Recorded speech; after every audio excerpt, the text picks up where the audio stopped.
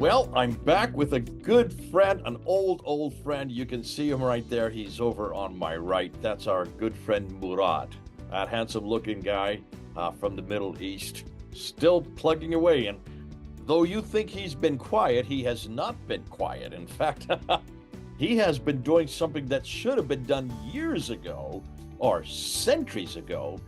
He has been going back to the Quran, and he's been taking and looking at the Arabic in the Quran. Now, remember, he's a native speaker of Arabic, and he's been going back looking at how the translations have bastardized or adulterated the English translation. In other words, how they have changed and really corrupted what the Quran is really saying.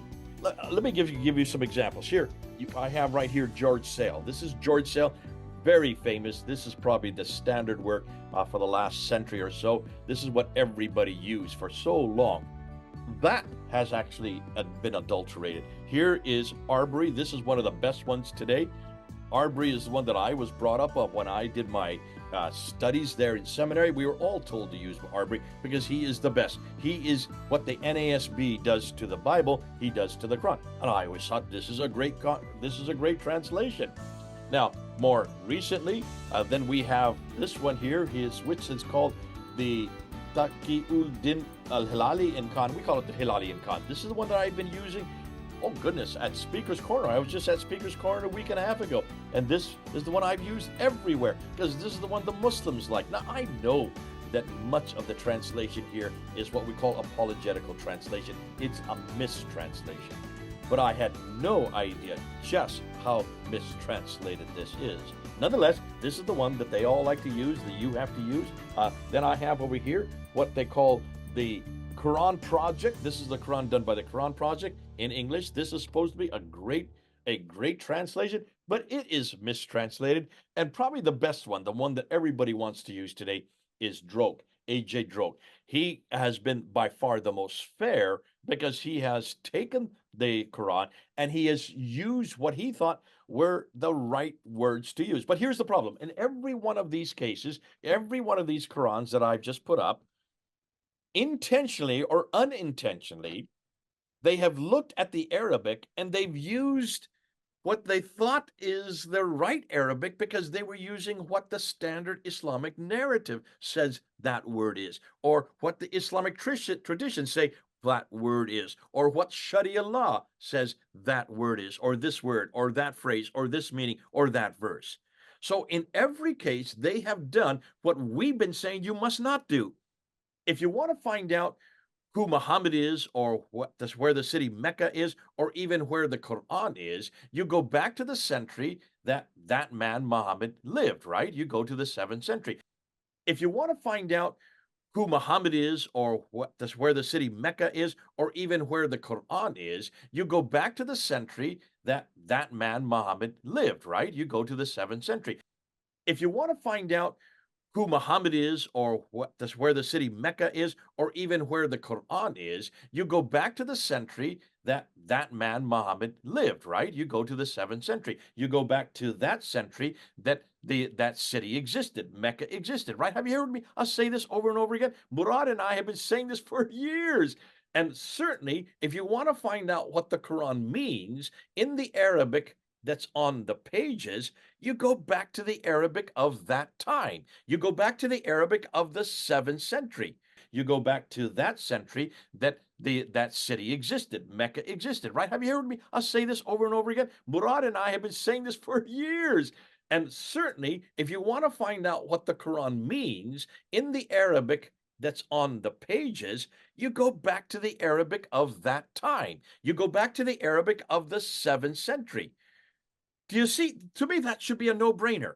Any historian, any linguist, anybody that's involved in textual criticism needs to use the text and be critical using the text of that century, using the text of that place. And the text in the 7th century was Arabic. And the Arabic that was there only at that time had no dots and vowels, as we said over and over again. It only had consonantal text called the Razm. And the Arabic that was there only at that time had no dots and vowels, as we said over and over again. It only had consonantal text called the Razm. And the Arabic that was there only at that time had no dots and vowels, as we said over and over again. It only had consonantal text called the Razm. And it's that consonantal text that we have failed to do and had failed to go because we have assumed that that which the Islamic traditions have imposed on those words, the meanings they imposed on those words in the 9th, 10th, 11th, and even later, that that's the meaning that was intended by the original authors. When that is not the case, can you see how idiotic that is? We would never do that with the Bible or with Hebrew or with Greek. You would not take modern standard Greek and impose it onto Koinonia Greek. You would not take modern standard Hebrew and impose it back on to pre-AD Hebrew. You would take the Hebrew of that day, Masoretic text. You look at the Hebrew of the Masoretes in the 10th century, and then you compare it with the Hebrew that we have get from the Septuagint, which is the Greek translation of that Hebrew, and you get many different words, many different meanings between the Septuagint from the 2nd century BC and the Masoretic text from the 10th century AD. If that is the case, and we do that with the Bible, we should do the same thing with the Quran. You've got to go to the Arabic that is from that time period and from that place. And that is what Murad has done. And that's why we need to go and thank Murad, because you're the first. Murad, are you there? Hello, can you hear me? Yes, I am enjoying your speech, and the very difference between the Quran translations and the Bible is that the biblical translation, it has a concordance, so it has a very strong foundation that it's built on. But Quran translations do not have concordances. They have hadith and they have the sin, the stuff that comes in later. So of course, this has no linguistic value. That's the problem. Did you hear him say that? This has no linguistic value because it's already coming with a bias. It's already coming with an imposition. So we need to take that imposition off. We take that bias off and go to the original meaning of these words. And that's what you've done, haven't you, Murad? Yes, exactly. I have created a concordance from scratch, and it's as if I made myself forget the Arabic that I already know and started with the words right from scratch and didn't assume anything. And any word mentioned in the Quran, I see it in every single context, and that makes it much easier to know exactly what the author was meaning at that time without any standard Islamic narrative. You hear? Did you hear what he said? At that time. So you went back to the archaic meanings for these words. Am I correct? Yes, and I've also looked at poetry, which is ancient, how they used to understand these words, because that was also old. That gives you much better uh, conclusions than going to the standard Islamic narrative, which is hundreds of years later. Bingo. And as we're going to find many hundreds of years later, in some cases, 5 to 1,000 years later, but that's for another subject. Let's get back to what you're doing. So, Murad, you're really, I mean, I don't know of anybody that's done this. You're the first to have done this. Yes, exactly. I just want to give a very simple example for the English-speaking world to they will automatically know what I'm talking about. The word gay, it used to mean someone who was joyful back in Like the me, I'm 50s. gay, joyful. Yes, back in the 60s and the 50s. But today it only means homosexual. There you go. So, from being, hello, hello, hello, I'm gay, to it is now pretty much being someone who is a homosexual. Can you see right there? The word has changed in the English language. Here's another one. You've got a bad set of threads. What does that mean today? Well, if you go to New York City and say he's got a bad set of threads, that means you've got a really nice looking shirt. But bad is now good. Thread is the shirt. So even those words have changed in modern English, and that happens all the way through with every language. And you're saying with Arabic, it's done the same thing, hasn't it? Yes, so in today's mind of the Arab speakers and people looking at the standard Islamic narrative, it's as if they assume that the word gay has never meant someone who is joyful. It only means homosexual, which is wrong. So in the Quran, it's as if the word gay means joyful. This is my translation, the primitive meaning of the word, without the standard Islamic narrative. Okay, now by doing that, you have found some amazing problems with today's translations, haven't you?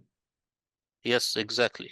And not to mention the inconsistencies also. I'm just talking only about the wrong translations that stem from them believing the sin standard Islamic narrative and relying upon hadith, which is much later, and not focusing on linguistics.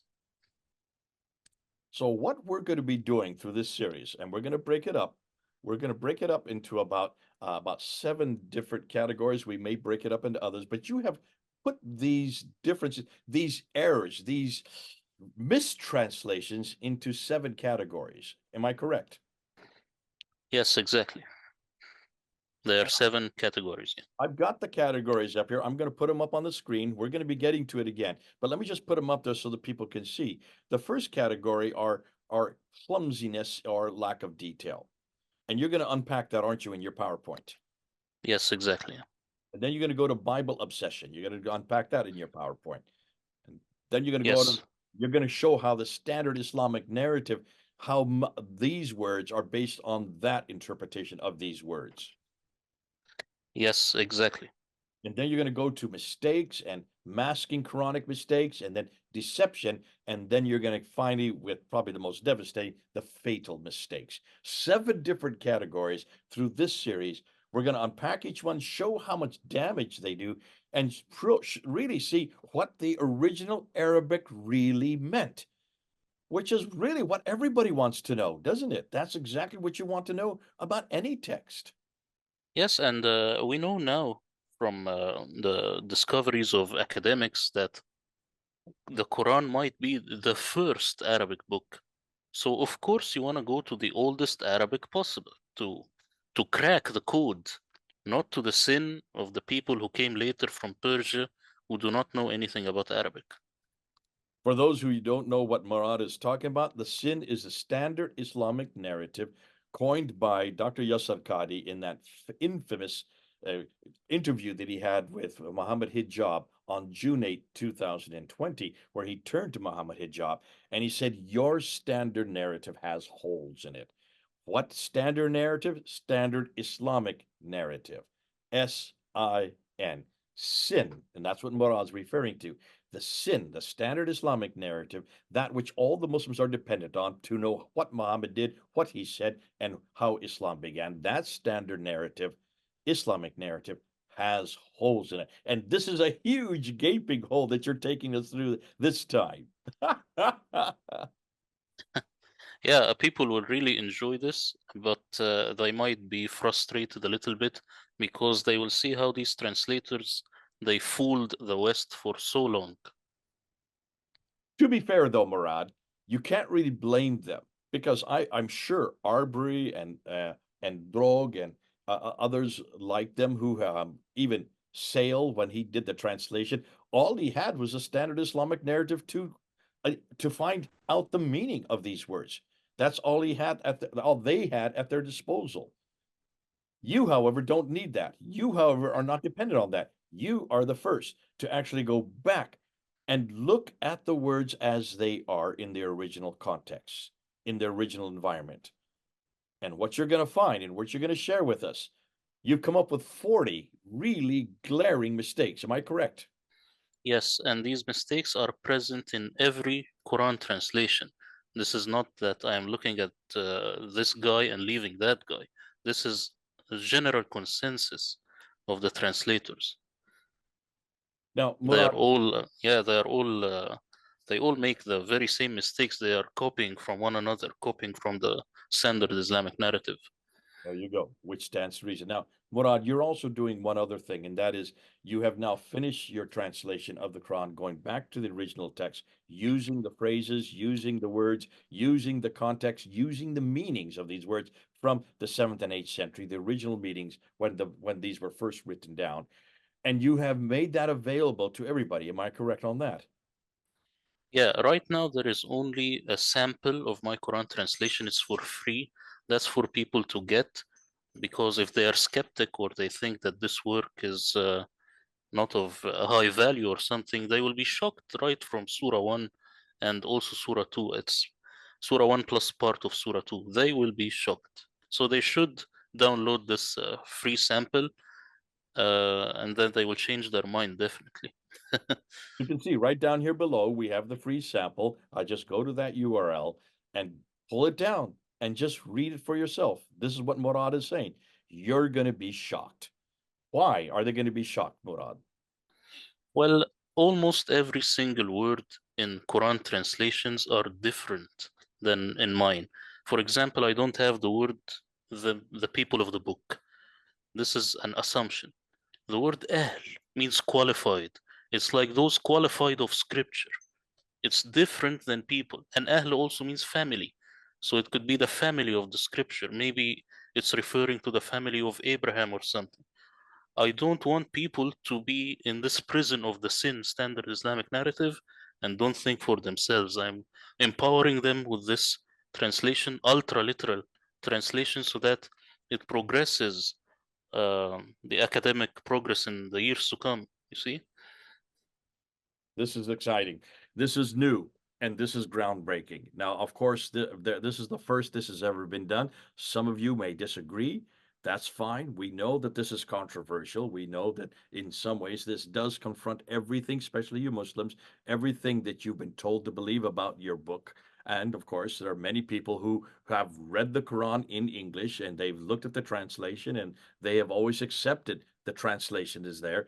Those of you who are Arabic, you have accepted the Arabic meaning of those words because that's what you've been brought up with. That is the modern standard translation in Arabic or meaning in Arabic. This is going to confront an awful lot of what you've been brought up with. We understand that. But listen, this is just the beginning. This is the first time that you'll be able to see it, be able to hear it.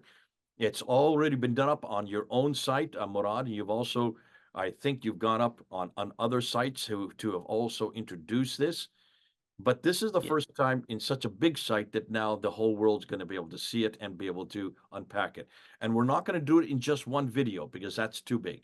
We're going to break it down in manageable bites, 10 to 15, at the most 20 minutes, so that you can unpack it, so that you can come back to it